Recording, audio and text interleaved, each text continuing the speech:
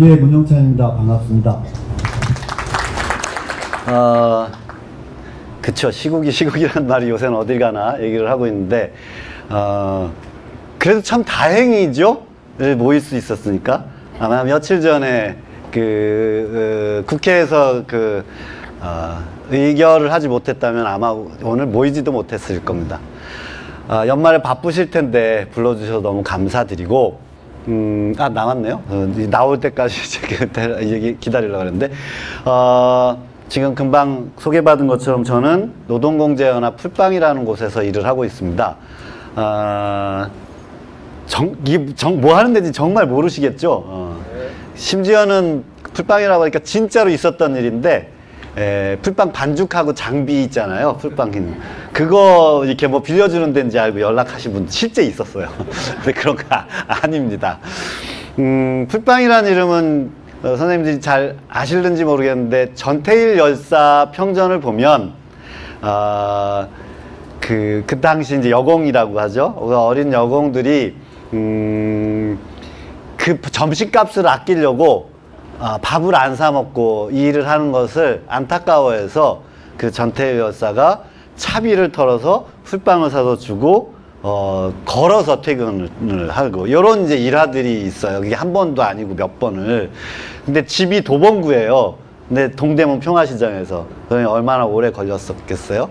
그래서 뭔가 우리 노동자들끼리 서로 나누자, 연대하자, 그런 의미를 찾다가 풀빵이라는 이름을 짓게 됐고요.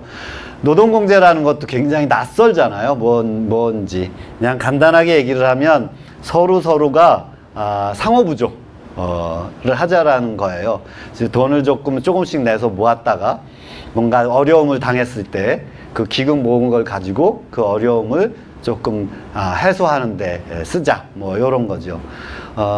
그래서 법인 설립 등록을 한 건 이제 만 3년 반 정도가 지났어요. 얼마 되지 않는 첫걸음을 떼는 그런 단체입니다. 그리고 한편으로는 제가 전국 요양보호사 협회의 기획위원으로 같이 일을 하고 있어요. 그래서 아마 오늘 이 주제를 정하시면서 그래서 겸사겸사해서 불러주신 것 같습니다. 그렇게 이해를 하고요. 저 시계가 맞는 거죠? 제가 확인을 안 하고 올라가고 벽 시계가 맞는 거죠? 예. 그러면 제가 지금부터 준비해서 소개드리려고 하는 말씀을 몇 가지를 드려볼까 하는데요. 주제는 되게 거창합니다. 돌봄 경제와 행복한 일자리 성장 모색을 하는데, 돌봄이라고 얘기하는 분야는 또 많잖아요. 그 중에서 요양보호사 이야기를 조금 해볼까 합니다. 자세하게 다루지는 않고 말미에 요런 발상을 좀 해보면 어떨까, 뭐 그 정도 소개를 드릴까 합니다. 뭐 순서는 요런 순서대로 이야기를 하려고 합니다. 제가 어제도 요양보호사 선생님들하고 사실은 이게 쉼터에서 이렇게 그때 한 20분 정도 모였나? 이렇게 교육이 5시간인데 그 중에 1시간 반 정도를 제가 맡아서 했는데, 근데 이제 그런 쉼터에서 동그랗게 앉아서 얘기하는 것과 이게 여긴 진짜 무대잖아요. 무대에 올라서 얘기하는 것은 느낌이 달라요. 근데 이게 무슨 학술대회도 아니고 딱딱하게 진행할 건 아니니까 제가 최대한 편하게 말씀드리려고 노력을 할 거예요. 그러면 선생님들도 편하게 받아주시면 됩니다. 중간에 손 들고 그냥 이야기하셔도 상관없어요. 이렇게 이야기를 해보려고 합니다. 우리가 일단 돌봄 산업이라고 얘기하고, 그 돌봄 산업이 우리 사회와 경제에 미치는 영향이 참 좋더라라는 얘기를 하려고 하는 게 결국은. 근데 그 돌봄이라는 것이 돌봄 서비스 산업 이렇게 얘기를 하려고 하면 그게 뭘 갖고 그렇게 얘기하는 거야? 뭐 이렇게 한번 봐야겠죠.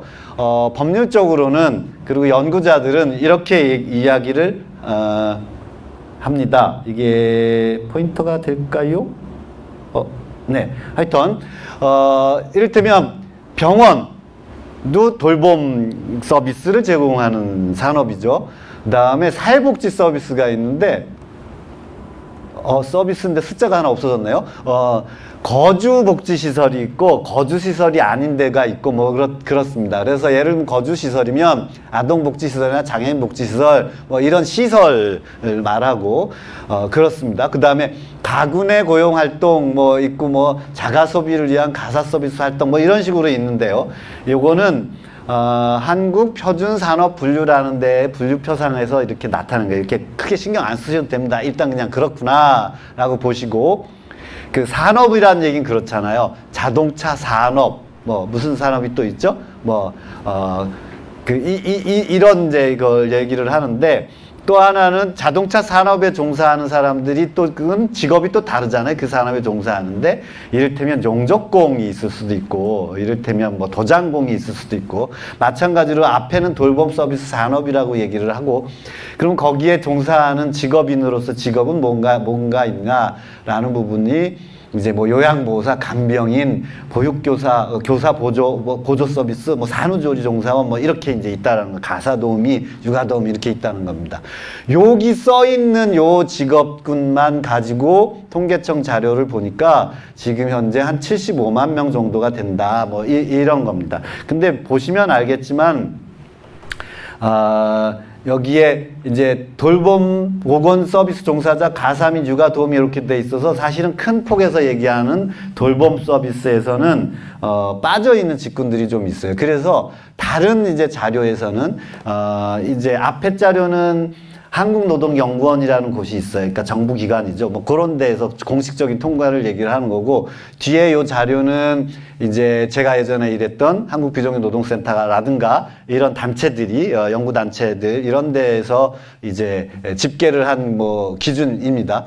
그래서 이를테면 요양보호사 선생님들이 이게 2022년 말 기준일 건가 그런데요. 56만 명 보육교사가 있고 가사 서비스 노동자가 있고 간병인이 있고 그렇습니다. 뭐 보시면 알겠지만 현재 요양보호사 같은 경우에는 시간제 호출형 노동으로 고용이 굉장히 불안한 문제가 있고, 이용자의 부당한 요구나 성희롱에 노출되는 문제들이 계속 보고가 되고 있고, 휴게시간 보장이 되지 않는 문제가 있다. 이런 식으로 이제 연구자들이 문제점들에 대해서 이제 정리해 놓은 부분들인데, 이렇게 보시면 참고를 하시면 되겠어요. 그다음에 장애인 활동 지원사, 사회복지시설 종사자, 노인생활 지원사, 아이돌봄이, 산모 신생아 서비스 종사자 이런 식으로 돌봄 분야에 종사하는 종사자들을 이렇게 이런 분들이 돌봄 서비스 산업에 종사하시는 분들이구나 뭐 이렇게 이해를 해주시면 되겠고, 그 인원이 한 138만 명 정도가 된다라고 얘기하는데 상당히 큰 규모이죠. 그런데 우리나라만이 이제 그런 게 아니라 세계 많은 나라들이 그 고령사회, 초고령사회를 이렇게 진입한다고 하지 않습니까? 그러다 보니까 세계 여러 나라에서 돌봄이라는 문제가 굉장히 중요한 문제가 됐어요. 그래서 이 문제에 대해서 국제적으로도 막 이런저런 논의를 하게 됩니다. 그 중에서 올해 6월 달에 ILO라는 데에서 괜찮은 일자리와 돌봄 경제에 관한 결의안이라는 걸 채택을 해요. 그래서 일단 ILO를 간단하게 소개해드리면, ILO는 1919년에 유엔 산하에서 이게 결성된 기구인데, 현재 전 세계에서 187개국이 회원국으로 가입이 되어 있습니다. 요 ILO는 국제노동기구를 영어 약자로 ILO라고 하는데, 그러면 전 세계에 있는 모든 나라들의 노동조합들이 모여서 하는 거냐 하면 그렇진 않습니다. 이 ILO는 노동조합이 오고 사용자 단체가 오고 정부가 옵니다. 그래서 노사정, 우리나라도 노사정, 미국도 노사정, 일본도 노사정이 모여서 187개국의 노사정이 모여서 하는 회의입니다. 그거를 국제노동기구라고 얘기를 하고, 참고로 한국은, 우리나라는 1991년에 ILO에 가입을 했고요. 여기에 막 이런저런 협약들이 있어요. 그걸 지키겠다. 이렇게 얘기를 하죠.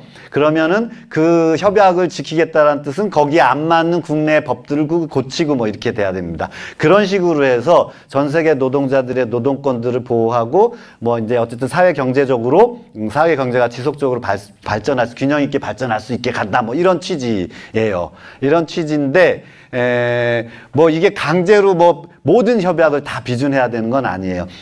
기억하실지 모르겠는데 몇 년 전에 이 ILO의 핵심 협약, 기본 협약을 우리나라가 다 비준을 안 한 게 몇 개가 있는 거예요. 그걸 해야 된다라고 막 주장하고 노동조합은 뭐 집회나 뭐 이런 것도 많이 했었는데요. 2021년, 22년에 걸쳐서 기본 협약이 11개, 10개가 있는데 요게 조금 잘못됐네? 요 또 세부적으로 나눠서 11개가 돼 있었는데요. 그 중에 하나 빼고는 지금 우리나라는 다 협약이 맺어진 상태입니다. 참고로 어디 가서 이제 뭔가 이렇게 이렇게 그래도 내가 좀 안다 이렇게 얘기를 하는데, 그리고 제가 좀 부탁드리고 싶은 이야기는 ILO 그 핵심 협약이라고 우리 정부는 보통 그렇게 표현해요. 그게 뭐냐 하면 우리는 여러 가지 협약들을 다 비준을 했어. 근데 핵심적인 것만 아직 못하고 있어. 이런 뜻이 되잖아요. 그런데 저희는 ILO 기본 협약이라고 하는 것이 맞다고 봅니다. 영어 해석도 그게 더 맞다고 봅니다. 뭐냐 하면 다른 거 다 소용없어. 이 기본 협약부터 비준을 하고 이 기본부터 가야지. 기본이 제대로 돼 있어야지. 라고 이야기를 해서 이게 더 훨씬 중요하다고 생각을 합니다. 근데 다행스럽게 어쨌든 결사의 자유라든가 뭐 차별금지라든가 뭐 이렇게 5개 항으로 돼 있고 각각 2개씩 또 세부적인 이제 협약이 있는데요. 그 중에 하나 우리나라 끝까지 협약을 못 맺었던, 비준을 못했던 게 뭐냐면 강제노동 금지예요. 근데 사실 상식적으로 잘 이해는 안 가죠. 우리나라 강제노동은 아니잖아요. 근데 결정적으로 어디에 문제가 있냐면 군대 가잖아요, 군대. 군대에서 일을 한단 말이에요. 이게 이제 그러면 안 되는 문제가 생겨요. 교도소 가잖아요, 교도소에 가면 노역을 해요. 이거를 해야 되냐 말아야 되냐의 문제인데 그런 부분들이 조금 걸리는 부분들이 좀 있어서 그 부분에 대해서 굉장히 협약 비준이 늦어지고 있다. 뭐 상식적으로 알아주시면 되는데요. 그래서 이 ILO가 세계 187개의 나라에 각 나라의 노사정이 모이니까 제법 그래도 이게 의미 있는 기구지 않습니까?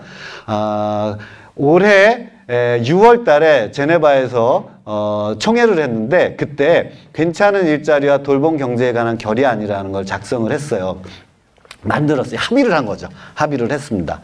그래서 거기 결의안의 주요한 내용은 뭐냐면 공식, 비공식 돌봄 노동의 통합적 접근이라는데 간단하게 말씀드리면 공식 노동은 이를테면 요양보호사 선생님들 같은 경우에는 자격증 따고 근로기준법 적용받고 이렇게 되잖아요. 이게 공식 노동이라고 얘기를 하는 거죠. 제도 안에 들어와 있으니까.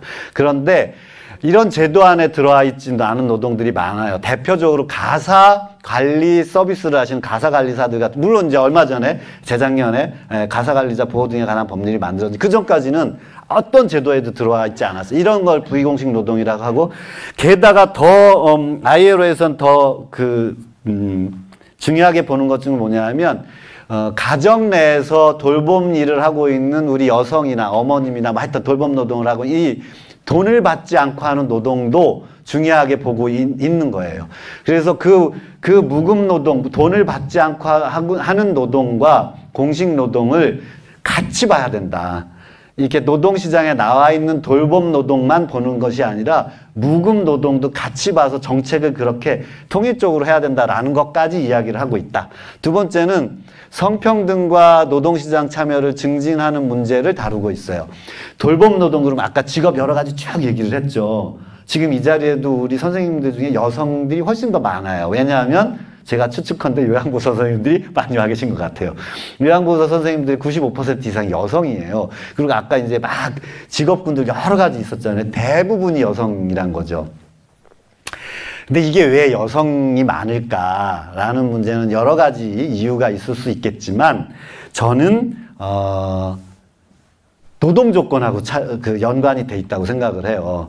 그러니까 이게 과거에는 월급 받고 일하는 노동이 아니라 집안에서 여성들이 그냥 하는 일이었어요. 그런데 이게 사회가 점점 고령화되고 그런 이제 가정 내에서 가족이 자꾸 핵가족화되고 그러니까 사회적으로 이 문제를 이제 해결해야 되는 문제가 생기니까 직업이라는 게 생기죠. 그런데 그 여성의 하찮은 노동, 그러니까 돈을 받고 하지 않았던 노동이니까 이게 이제 직업으로 된다 하더라도 월급을 많이 줄 필요가 없다라는 인식이 우리 안에 굉장히 깊이 뿌리 박혀 있는 거죠. 이런 문제는 실제로 지금 그렇게 굉장히 저임금 구조 속에 돌봄 노동자들이 있는 거고, 이 문제는 또 어떤 문제하고 연관이 되냐 하면, 옛날에 박정희 대통령 시절에 국가가 주도해서 중화학공업을 일으켜서 수출해서 우리나라가 뭐 경제 대국이 되자 뭐 이렇게 해서 했지 않습니까? 그리고 거기에 대한 평가는 엇갈리더라도 어쨌든 그렇게 한 건 사실이에요. 그래서 당시에 현대자동차라든가 중공업, 조선소에는 노동관계법들이 정확하게 적용이 됐어요. 근로기준법이 정확하게 적용이 되고 뭐 이렇게 했죠. 근데 왜냐하면 거기에 10,000명, 20,000명의 노동자들이 있는데 이런 룰이 정해져 있지 않으면 갈등이 생기게 되면 이게 걷잡을 수 없잖아요. 그러니까는 안정적으로 사실은 회사가 유지되고 생산이 안정적으로 유지되기 위해서는 오히려 그런 대공장의 룰이 필요했던 거예요. 역설적으로 오히려 대공장 노동자들이 노동법으로 보호를 받는 이런 상황이 됐다라는 거죠. 반면에 아까 풀빵 얘기하면서 말씀드렸지만 같은 시기에 1960년, 70년에 동대문 평화시장의 노동자들은 근로기준법이 적용이 전혀 안 됐어. 하나도 안 됐던 거죠. 그리고 또 하나는 그 당시에 무슨 정책이 있었냐면 소위 얘기해서 저고가 정책이라는 게 있었어요. 그러니까 어쨌든 뭐 현대자동차, 현대중공업 막 이런 큰 공장에서 중화학 공장에서 노동자들에게 월급을 주는데 그 당시에 우리는 돈을 하여튼 많이 벌어야 돼. 수출에 많이 벌어야 돼서 월급을 많이 주면 안 돼. 그래서 어쨌든 간에 그 다음에 또 재투자해서 나라의 경제를 살리게 뭐 이런 작전이었어요. 근데 월급을 계속 눌러버리면 불만이 생길 거 아니에요. 100명, 200명도 아니고 10,000명, 20,000명이 모여있는 공장에서 스트라이크가 일어나면 걷잡을 수 없게 되잖아요. 그러니까 한쪽으로 뭘 했냐 하면 쌀값이나 연탄값이나 이런 것들을 안정화시킨 거죠. 생필품을 물가를 잡아서 그래서 불만이 안 일어나게 한 거죠. 자, 지금 다시 와서 현대사회에서는 가족 내에서 돌봄이 완벽하게 이루어질 수가 없어요. 그러니까 요양보호사 선생님들을, 간병인을, 그 가사도우미를 육아 보육 서비스를 받아야 돼요. 받아야 되는데 이 비용을 다 개인이 지출해야 되잖아요. 내야 되잖아요. 이게 비싸지면 지금 뭐 물가 때문에 민심이 흉흉해지고 뭐 정권이 지지도가 안 올라가잖아요. 그런데 콩나물값, 생필품값, 식료품값이 문제가 아니라 돌봄에 들어가는 비용이 높아지면 이게 걷잡을 수 없는 거죠. 그러니까 이 돌봄에 들어가는 비용을 계속 눌러야 되는 문제들이 있는 거죠. 조금 설명이 길어졌는데 이 부분에 대해서는 우리가 같이 인식을 하고 있어야 이후의 문제들을 같이 얘기할 수 있기 때문입니다. 그렇기 때문에 지금 ILO에서도 그렇게 하니까 결국은 뭐냐 하면 여성들이 집중적으로 일을 하는 노동시장이 됐는데 이거를 계속 정책적으로 저임금, 저비용 구조로 만들어 버리니까 나라에서 정책적으로는 우리 이제 성평등도 해야 돼 라고 하지만 이 문제가 결정적으로 성평등으로 가게 하지 못하는 문제의 핵심 원인이다 라고 국제노동기구에선 본 거예요.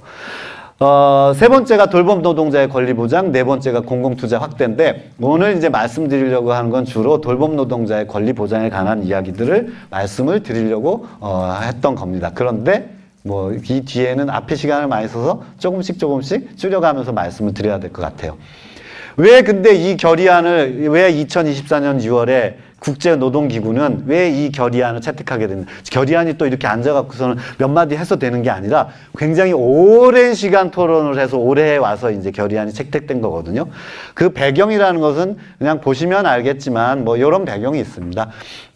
돌봄 노동의 구조적인 문제가 모든 나라에 이렇게 이제 보니까 구조적인 문제야. 이건 일시적인 문제가 아니야. 그래서 이건 우리가 같이 노력해야 돼라는 문제가 이 결의안을 채택하게 된 핵심적인 이유였다라는 거고요. 그 뒤에 보면 이제 코로나 팬데믹, 코로나 때 이제 직장을 잃은 사람도 많고 뭐 이제 격리 막 이렇게 되잖아요. 재택근무도 많고 이러면서 집안의 돌봄이 수요가 더 많아진 거예요. 가족 내에. 이런 문제들이 코로나 이후에도 돌봄의 구조적인 문제하고 맞닥뜨려갖고 더 악화가 되고 있다. 뭐 이런 진단들을 했다라는 겁니다. 그 다음에 돌봄 쪽에 좋은 일자리를 만드는 거는 유엔에서 SDGs라고 해서 지속 가능한 개발 목표라는 걸 17가지 목표를 정해서 우리 인류가 앞으로도 계속 번영하고 안정적으로 가려면 서로 경쟁하고 싸우고 할 게 아니라 균형 있는 발전을 이루어야 돼. 그래야 우리 인류가 세세토록 안정적으로 번영할 수가 있어. 라고 또 이제 막 이렇게 얘기를 해서 17가지 과제를 얘기하는데요. 그 중에 몇 가지는 핵심적으로 돌봄 분야에 대한 문제하고 연결이 된다. 뭐 이런 이야기들입니다. 그래서 이 돌봄이 갖고 있는 문제들을 뭐 해결해야 되는데, 보니까 5가지 문제가 핵심적으로 문제인 것 같아. 5가지 원칙을 가지고 우리가 돌봄 서비스 산업 문제를 해결해 보자. 라고 얘기하는데, 이게 이제 우리나라가 아니라 외국에서 국제적으로 회의를 한 거잖아요. 그 5가지를 뭐 이렇게 개념적으로 정리를 해봤더니 일부러 그랬는지 그건 저도 잘 모르겠어요. 모두 다 앞에가 R자로 시작해서 뭐 그런 거 많이 하잖아요. 뭐. 5R 프레임워크라고 이렇게 이제 이름 지어서 요거를 권고를 하고 있는 겁니다. 이 원칙을 갖고 정책을 개선하자고. 그래서 첫 번째가 뭐냐면 인정이에요. 인정이 뭐냐면 쉽게 얘기해서 돌봄 노동이 경제적으로도 사회적으로 가치 있는 일이기 때문에 이걸 공식 노동으로 계속 발전시키고 이 돌봄 노동자의 숙련과 전문성을 향상시킬 수 있는 체계를 도입하고 이렇게 사회적으로 인식을 다시 바꿔야 된다라는 게 이제 인정이라는 거고요. 두 번째는 감소는 뭐냐면 무급 돌봄 노동이 너무 많다. 이 부분을 감소시키고 유급 노동, 돌봄 노동으로 이렇게 전환해야 된다. 뭐 이런 이야기들이고요. 그다음에 현재 유급 돌봄 노동 같은 경우 우리 요양보호사 선생님들 많이 와 계시지만 사실 이 노인 케어하는데 부축하고 옮기고 이게 보통 일이 아니잖아요. 그다음에 쉬는 시간도 정확하지가 않아요. 같이 계속 생활을 하다 보면 쉽게 얘기해서 노동 강도가 굉장히 세다라는 겁니다. 그래서 그 부분에 대해서 줄여야 된다라는 얘기를 하는 거고요. 세 번째는 재분배입니다. 이를테면 돌봄은 여성만의 문제라는 게 아니라 남성들도 뭐 이렇게 참여할 수 있게, 그리고 아까도 말씀드렸지만 이게 저임금 구조다 보니까는 뭐 이렇게 이제 남성들 같은 게 안 들어오잖아요. 청년도 안 들어오고. 그래서 이게 돌봄 노동을 좀 균형 있게 이렇게 나뉘어줘야 된다. 그러려면 어떻게 해야 돼? 이걸 원칙으로 갖고 얘기를 하자. 뭐 이런 겁니다. 네 번째는 보상에 대한 문제인데요. 쉽게 얘기해서 저임금 구조라는 겁니다. 돌봄 서비스 산업에 종사하는 노동자의 임금 구조가 죄다 저임금 구조이고 또 고용도 굉장히 불안하고 이렇다는 겁니다. 다섯 번째는 대표성. 그러다 보니까는 이쪽에 돌봄 서비스에 종사하는 노동자들은 그러다 보니까 자기 대표 조직이 없어요. 그러니까 정부가 무슨 정책을 한다거나 이럴 때 대표로 나가서 얘기할 수 있는 목소리가 형성이 안 되는 거죠. 그 대표성을 확보할 수 있게 정부가 도와주는 것도 정부가 할 일이다. 뭐 이런 얘기들입니다. 그래서 이제 그러면은 뭐 그 국제노동기구에서 막 그런 얘기를 했는데 그러면 이제 우리나라 형편은 어떤가? 우리나라는 뭘 이제 고쳐야 되나? 이제 개선해야 되나? 뭐 이런 걸 한번 볼 텐데요. 그림을 크게 확대하면 잘 보일 줄 알았는데 크게 확대했더니 흐려져 버렸어요. 그림은 커졌는데. 이를테면 이런 겁니다. 돌봄 노동자라고 돼 있는 부분은 요양보호사, 뭐 이렇게 요 직종, 공식적인 요 직종을 얘기를 하는 거고, 그 다음에 다른 직종을 얘기하는데, 돌봄 노동자가 여기에 3.6% 정도 여기에 종사하는 종사자가 늘어날 동안에 다른 직종의 노동자는 0.8, 우리나라 얘기예요. 0.8%가 늘었다라는 거예요. 그러니까 다른 직종의 일자리가 늘어나는 속도에 비해서 돌봄 서비스 산업의 일자리가 늘어나는 속도가 굉장히 빠르다. 그다음에 두 번째, 다른 직종의 여성 비율은 41%인데 돌봄 서비스 산업의 여성 비중은 95%라는 거예요. 엄청난 격차가 있다. 그다음에 평균 연령으로 봤을 때 다른 직종은 46.7세, 돌봄 노동자들의 평균 연령은 56.5세. 굉장히 고령화가 돼 있다. 계약직 비율. 다른 직종에서는 16.5%만 계약직인데 돌봄 노동자들은 39.2%, 한 40%가 계약직이다. 그만큼 고용이 불안정하다. 월 평균 임금, 다른 직종 265만 원 정도 되는데 돌봄 노동자들은 128만 원 정도가 격차가 생각보다 굉장히 크죠. 시간당 임금도 다른 직종은 1시간당 16,000원 정도 받는데 돌봄 노동자는 1,100원, 10,000원 정도를 받고 있더라라는 겁니다. 그래서 계속해서 앞에 구조적인 문제라고 얘기하는 부분들이 이렇게 수치상으로 봤을 때 바로 이런 걸 얘기를 하는 거예요. 그러니까 이게 일시적이거나 어느 한, 그러니까 뭐 고용은 안정돼 있는데 임금이 좀 적다 이런 문제가 아니라 전체적인 지표로 봤을 때 돌봄 노동자들이 처해 있는 상황이 매우 상황이 좋지 않다. 이거는 그래서 구조적인 문제다라는 것을 보여주고 있고, 지금부터 몇 개의 슬라이드를 볼 텐데요. 요 슬라이드는 그런 거 있잖아요. 우리 요양보호사 선생님들하고 막 얘기를 하다 보면 또 다른 분들 다 마찬가지예요. 우리 업종에, 우리 직업에는 이게 문제야, 저게 문제야 막 이렇게 얘기하시잖아요. 그러니까는 이게 약간 왜곡될 수가 있어요. 그래서 어디에다 물어봤냐면 한국여성정책연구원이라는 곳에서 작년에 일반인 10,000명한테 물어봤어요. 그러면 약간 좀 객관적이지 않겠어요? 일반인 10,000명한테 물어본 건데 뭘 물어봤냐면 우리 일반 시민들이 돌봄에 대해서 어떻게 생각하고 있는지를 각 분야에 대해서 물어본 거예요. 그런데 저도 깜짝 놀랐어요. 그냥 일반 시민들의 인식이 이 정도일지는 깜짝 놀랐어요. 자, 뭐냐면 이런 거죠. 노후에 돌봄을 받고 돌봄이 필요한 가족을 돌보는 데 대한 걱정이 있다. 이제 내가 이제 점점 나이가 먹어서 내가 과연 적당한 돌봄을 받을까? 아니 우리 가족 중에서도 이제 뭔가 아버님이나 자꾸 이제 부모님 연세가 많아지셔. 내가 저걸 감당할 수 있을까라는 걱정이 있습니까라는 질문에 다 죄다 그런 걱정을 하고 있다는 거의 대부분이. 이를테면 내가 나이가 들어서 그러니까 내가 좀 걱정이 된다. 그렇다라고 얘기하는 부분이 파란색은 진한 파란색은 다 뒤에 그림도 똑같아요. 맞아 매우 그래. 나 정말 그렇게 생각해. 조금 흐리게 된 부분은 막 격하게 그렇진 않지만 맞아. 그게 걱정돼. 그 다음에 뒤에 이제 회색으로 되어 있는 부분은 뭐 난 별로 걱정 안 해. 이런 부분이거든요.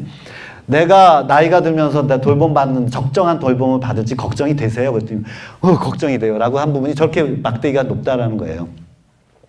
주변 사람들한테 부담을 줄까 봐 걱정이 되고 가족들한테 우리 가족을 돌봐야 돼. 나 혼자 독박 쓸까 봐 걱정이 되고 뭐 이런 게 다 걱정이 된다라는 것이 우리 일반 시민들이 대부분이 그렇게 생각하고 있는 거예요.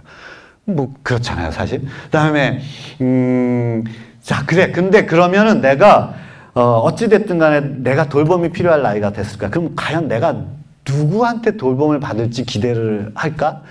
여러분은 누구한테 돌봄을 받을지 기대를 하세요? 라고 물었을 때 내 가족으로부터 돌봄을 받을 수 있을 것 같아 라는 게 약 50% 정도가 돼요.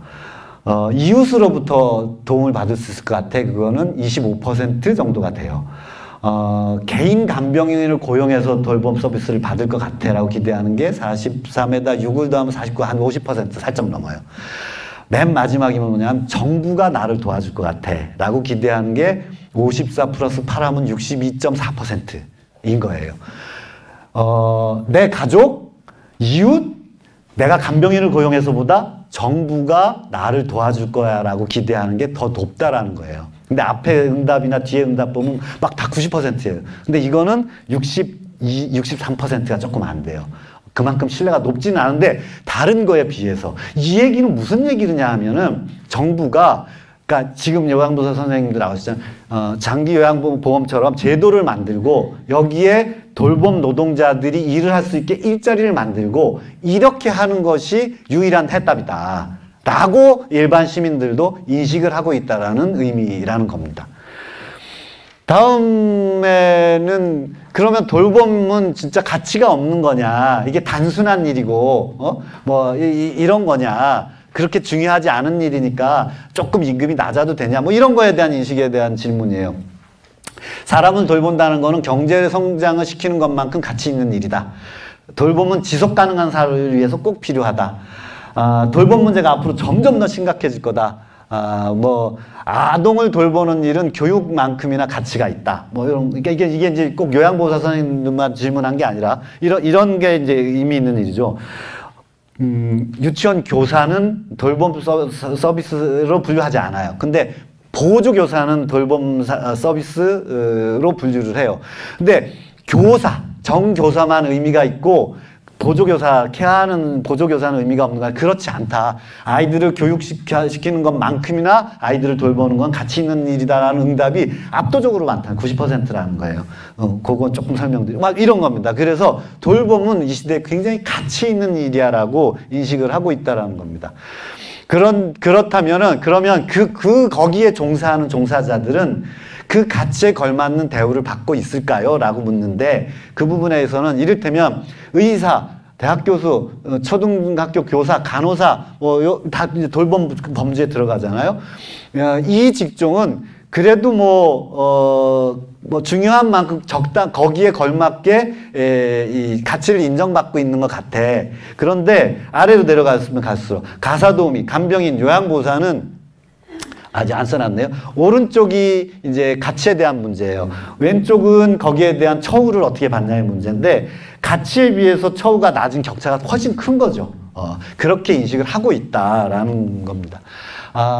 그리고 처우가 개선돼야 된다고 생각하냐 그랬을 때 돌봄 노동자라고 해서 최저임금으로 그냥 무조건 때릴 게 아니라 거기에 걸맞는 사회적 임금, 적정 임금이 책정돼야 된다라고 응답하신 분들이 90%예요. 저도 깜짝 놀랐어요.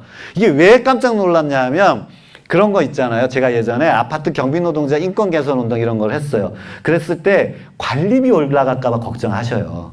그렇잖아요. 아파트 경비노동자 임금 올라가면 관리비 올라갈까 봐. 자, 이 문제도 마찬가지예요.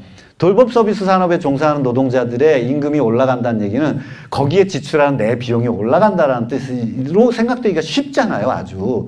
그런데 90%가 적정임금, 최저임금으로 때려 맞추는 건 아닌 것 같아. 적정임금이 지급돼야 될 것 같아라고 응답을 한다는 거. 저도 깜짝 놀랐어요. 그 뒤에도 다 마찬가지입니다. 처우 개선이 필요하다라고 이야기를 합니다. 뒤에가 뭐였더라? 결론적으로 말씀드리면, 돌봄이 차지하고 있는 우리 일상과 우리 사회에서 경제적으로, 정책적으로 차지하고 있는 비중이 굉장히 높다라고 해서 무슨 교수님이나 연구하는 사람들이, 뭔가 선견지명이 있는 사람들이 막 그렇게 주장하는 게 아니라 우리 일반 시민들도 이미 그렇게 다 이제 인식하고 있다. 그러니 이제는 이 부분에 대해서 정책적으로, 제도적으로 답을 내야 되는 상황이 왔다라는 겁니다. 자, 이거는 간단하게 뭐냐 하면요, 일본의 개호 이직이 문제고, 그래서 개호 휴업을 하게 되면 수당을 주겠다라는 거예요. 뭐냐 하면, 일본 말로 개호, 우리 말로 뭐라 그러지? 간병이라고 얘기하나? 뭐라고? 그쵸. 일본은 개호라고 표현하는데, 내 가족 중에 돌봐야 되는 사람이 생겨서 멀쩡히 다니던 직장을 할 수 없이 그만두거나 쉬어야 되는 일들이 일본 사회에서 계속 문제가 되는 거예요. 근데 사회적으로 이게 부담스러운 거예요. 이 사람이 멀쩡히 다니던 회사를 그만두던, 쉬던, 집에서 이제 가족을 돌보다가 다시 직장으로 복귀를 해야 돼요. 이게 우리 사회적으로, 경제적으로도 이게 바람직한 건데, 여러분 다 일상 경험해 보셨죠? 알겠지만, 직장에서 일단 이탈했다 다시 복귀하는 게 상당히 장애가 많아요. 애로사항이 많아요. 그러니까 일본 사회에서 이게 큰 문제인 거죠. 그러니까 뭘 하냐 하면, 우리나라 실업급여처럼 나 가족 돌보는데 뭔가 좀 쉬어야 될 것 같아. 이러면은 그 사이에 수당을 지급해줘서 사용자들이 다시 휴업했던 노동자를 받을 수 있게 한다거나, 일본 말로 다 돼 있어서 제가 자세히 다 보진 못했어요. 요런 제도들을 운영하고 있다는 겁니다. 중요한 거는 이렇게까지 우리 사회에서 이제 돌봄 문제가 굉장히 중요한 문제가 됐다. 이게 먼 미래의 문제가 아니다. 요런 말씀을 드리려고 하는 겁니다. 그래서 이제 이 문제를 해결해야 되는데, 그러려면은 우리가 머리를 맞대고 논의를 해야 돼요. 서로 다른 입장에 대해서 조율하고 합의하고 이런 과정들이 필요하겠죠. 그래서 대표적으로 요양보호사 선생님들이 이 돌봄 서비스에 종사하는 그 어떤 일자리보다 제일 많아요. 압도적으로 많아요. 60만 명이 넘어갔으니까. 그래서 일단 이 요양보호사 선생님들의 그러니까 우리 조직, 그러니까 나를 대표할 수 있는 조직, 나의 목소리를 낼 수 있는 조직을 한번 만들어 보자 해서 전국 요양보호사협회를 작년 11월 25일 날 출범을 했어요. 근데 여기를 출범할 수 있었던 가장 큰 힘은 서울요양보호사협회가 2017년에 이미 출범을 했고 활동을 굉장히 아주 잘 해오셨어요. 교육도 굉장히 많이 하셨고 서울의 25개구의 뭐 조례, 뭐 독감 예방 뭐 이런 게 다 서울 요양보호사 협회가 이루어낸 성과이거든요. 그리고 그 중에서 광진이 굉장히 많은 요양보호사 활동가 선생님들을 배출한 곳이기도 해요. 그래서 하여튼 전국 요양보호사 출범했고요. 지금 경기지부, 충북지부, 충남지부까지 결성을 했어요. 지금 전북, 전남 지금 준비를 하고 있고 이렇게 하고 있습니다. 그래서 내년에는 그래도 한 10,000명 정도까지 조직을 이렇게 해보자. 그래서 이후에는 뭐 당연히 권익보호를 위해서 만든 조직이니까 정부의 장기요양 뭐 이렇게 위원회 같은 게 있어요. 거기서 뭐 이런 거 저런 거 심의하고 결정하죠. 거기에 요양보호사 선생님들은 대표 자리가 없어요. 대표체가 없으니까. 거기도 들어가서 우리 의견도 내고, 또 이제 서로 이제 타협도 하고 뭐 이런 것도 필요하고, 그리고 우리도 조직이 커지면 사회적으로도 우리도 기여를 해보자. 뭔가 어쨌든 지역사회가 됐든 뭐 나라 이렇게 이제 포부를 갖고 일을 하고 있습니다. 그런데 그 10,000명을 도대체 어떻게 만들겠어요? 캠페인에서 유인물 뿌리고 뭐 이렇게 해서 10,000명이 되기가 그렇게 쉽지 않아요. 특히 불안정 노동자일수록 뭐냐면 동료를 만나기가 어려운 특징이 있어요. 그러니까 옛날에 아까 말씀드린 국가 주도로 경제 성장하려고 대공장을 막 육성했을 때는 출근하면 동료를 만나요. 그리고 같이 일하게 작업 시스템을 만들어요. 그러니까 내가 원하지 않든 동료와 관계라는 게 형성이 돼요. 그런데 지금은 그걸 다 쪼갭니다. 그래서 하청회사를 1차, 2차, 3차를 만들고 사내하청을 만들고 막 이런 식으로 해요. 더군다나 새로 지금 생기는 직종은 이게 과학기술 문명이 발달하면서 이게 뭐죠? 이거 뭐 스마트폰 뭐 이게 플랫폼이라고 하죠. 이걸 갖고도 다 이렇게 작업지나 일을 할 수 있게 일감을 나눠줄 수 있는 정도가 된 거예요. 그러니까 내가 나하고 같이 일하는 동종업계 종사자인데 만날 수가 없어.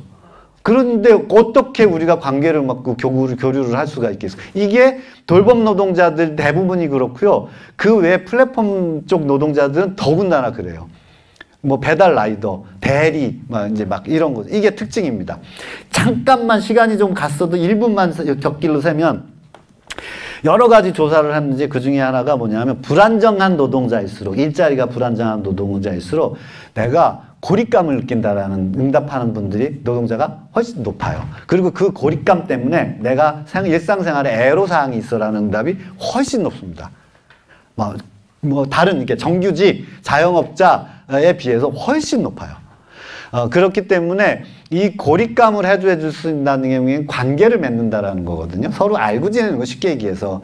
그래서 사실은 저희가 제가 아까 소개해드린 노동공제 풀빵이라는 만든 이유예요. 그러니까 관계를 맺는 게 제일 그 중에 머리에 떠오르기 쉬운 게 뭐냐면 서로 도와주는 거잖아요. 서로 부조해주는 거잖아요. 그래서 노동공제라는 것들을 만들어 보자 뭐 이렇게 했던 겁니다. 마찬가지로 요양보호사 선생님들 하나하나 모아서 뭐 이렇게 하는 것도 좋은데 이게 현실적으로 만만치가 않으니 여러 가지 이유 때문에 요양보호사 공동근로복지기금을 조성해보자라는 것들을 지금 이렇게 제안하면서 이렇게 뭔가 이제 얘기를 하고 있어요. 뭐냐면 이거는 근로복지기본법이라는 데 보장되어 있는 거예요. 사업주가 이렇게 몇 명의 사업주가 특히 이제 작은 사업장, 월급 많이 못 주는 데가 돈을 모아서 기금을 만들면 그 기금을 만들어서 공동으로 자기 회사 종업원들에게 복지 혜택을 줄 수 있게 만드는 거예요. 근데 요렇게 조그만 사업장에 월급 많이 못 주는 사업장에 사장들이 돈을 모아봐야 얼마나 모으겠어요. 그러니까 그 모은 만큼 정부가 거기다 더 얹어줘요. 그러면 기금이 좀 커지잖아요. 그렇게 해서 작은 사업장의 노동자들에게도 복지를 확충하자. 이 취지로 만든 법이에요. 요거를 요양보호사에게도 적용을 해보자라는 겁니다. 그런데 요양보호사 선생님들이 있는 재가요양센터 뭐 이런 데들이 수익 구조가 나는 데가 아니에요. 돈을 아무리 열심히 해도 돈을 많이 벌 수 있는 데가 아닌 게 현실이에요. 그러니까 여기서 돈을 모아봐야 얼마 안 되니까 사회적으로 여기다 펀딩을 하자라는 겁니다. 사회적으로 여기다 그 소위 사업주 센터별로 모으는 데다가 제3자 펀딩도 가능하거든요. 공동 펀딩이, 공동 출연이. 요렇게 해서 기금을 좀 키우면은 정부는 여기다 그 키운 만큼 펀딩을 해주는 거란 말이죠. 요 부분을 이렇게 전체 온 나라 차원에서 하든 지역 차원에서 하든 아이디어를 막 내보자. 뭐, 요런 취지의 지금 제안서를 갖고 이야기를 막 시작하고 있습니다. 그렇게 해서 이 돌봄이 이 사회에서 굉장히 중요한 가치와 우리 사회가 지속 가능하려면 굉장히 중요하게 소중하게 다뤄야 되는데 이 문제를 맨날 법 고치자 뭐 하자라고 얘기할 뿐만 당연히 제도는 개선해야죠. 현장에서 우리가 운동으로 할 수 있는 일 중에 하나가 이런 방식으로 지역사회가 됐든 어쨌든 간에 사회적으로 돌봄 노동을 보듬고 뒷받침할 수 있도록 펀딩을 하는 것. 뭐 이게 지금 현행 제도엔 가능하니까 여기에다가 정부가 펀딩에 들어와서 돌봄 산업에 종사하는 노동자들에게 그래도 조금이나마 기댈 언덕이 될 수 있는 장치들을 마련해보자. 그런 과정 속에서 되는 게 뭐예요? 집단화가 되잖아요. 그러면 사업주들도 모이고 요양보호사도 모이고 집단화가 된다는 얘기는 뭐냐면 타협이 가능하다는 얘기입니다. 집단화가 돼 있지 않으면 불만만 많아져요. 타협이 절대 되지 않습니다. 그런 것까지 보고 이런 일들을 지금 하나씩 만들어 가고 있다. 아까 앞에 설명드렸으니까. 그래서 요것도 마찬가지. 그럼 그 돈 모아서 뭐 할 건데 요것도 뭐 조사도 하고 수요조사도 하고 연구자들 투입해서 할 건데 대체적으로 뭐 이런 일들을 할 수 있지 않겠어? 요렇게 해서 약간 복지를 확충할 수 있지 않겠어? 뭐 이런 이야기 드립니다. 시간이 얘기하다 보니까 격길로 한 3번 샜더니 시간이 많이 가버렸는데요. 예, 가버렸는데, 지금까지 제가 드리려고 했던 말씀은 돌봄이라는 것이 나의 삶과 뿐만 아니라 우리 사회에 이제 굉장히 중요한 가치가 됐다. 그리고 그 가치의 문제는 우리 일상에서 어떻게 발현되냐 하면 일자리로 나타난다. 그리고 그 일자리에 종사하는 종사자들은 그 노동권이 지켜져야 된다. 라는 걸 말씀을 드리려고 하는 건데, 요것을 법이나 제도를 고치는 문제도 있지만, 우리가 지역사회든, 어쨌든 뭐 이렇게 사회적으로 이 문제에 대해서 같이, 뭔가 으로 만들어 볼 수도 있겠다. 이런 노력들이 결국은 노동권을 보장하는 문제이면서 나의 삶을 그리고 우리 사회가 지속 가능하게 하는 길이라는 겁니다. 끝으로 저는 30몇 년 동안 소위 얘기하는 노동운동이라는 것을 해왔던 사람이에요. 근데 노동권이라는 것은 사장하고 종업원하고 관계를 균형 맞춰주는 게 아닙니다. 그건 현장에서 그 계약 관계를 공평하게 정의롭게 하는 것도 중요한 문제지만 노동권은 개인의 자존심과 자존감을 살리는 데 제일 중요한 거예요. 헌법에서 사회권으로 보면 주거권, 교육권, 여러 가지 기본권이 있어요. 그 중에서 내 자존심이 집이 몇 평짜리 살아가는데 뭐 자존심을 세울 수 있는 거냐, 뭐 아니면 교육을 내가 대학이냐, 뭐 여러 가지 요인들이 있을 수 있지만 가장 중요한 건 뭐냐면 내가 하는 일에 자긍심을 느꼈을 때 나의 자존감이 살아납니다. 그것이 바로 노동권을 보장한다라는 의미이지 사장하고 종업원 관계의 계약 관계를 이렇게 뭔가 정의롭게 균형을 잡게 한다라는 게 아니라는 겁니다. 그런 점에서 내가 하는 일에 자긍심을 갖도록 해줄 수 있는 주체는 사장님이 아니라 국가입니다. 정부가 해야 될 일이라는 겁니다. 그렇게 함으로써 우리 사회가 건강하고 지속 가능하게 갈 수 있게 하는 것, 그것이 이번에 이런 얼토당토 않은 일들이 발생하게 되는 아주 근본적인 이유라고 생각합니다. 사회가 그만큼 취약하고 튼튼하지 못하다는 거예요. 이번에 어쨌든 이 정국을 잘 극복하고 이제 다음 뭐 대선이나 이럴 때 우리 사회가 어디로 가야 되느냐라는 얘기를 할 때 그때 우리 사회가 노동 존중이 최고의 가치가 돼야 되지 않겠냐라는 이야기를 할 수 있는 사회였으면 좋겠고, 그 중에서도 가장 취약한 위치에 있으면서 우리 사회에서 앞으로 가장 중요한 문제인 돌봄 서비스 산업에 종사하는 노동자들을 돌아보는 것이 나의 개인적인 삶에서도 굉장히 중요한 문제다라는 말씀을 드리면서 마치겠습니다. 고맙습니다.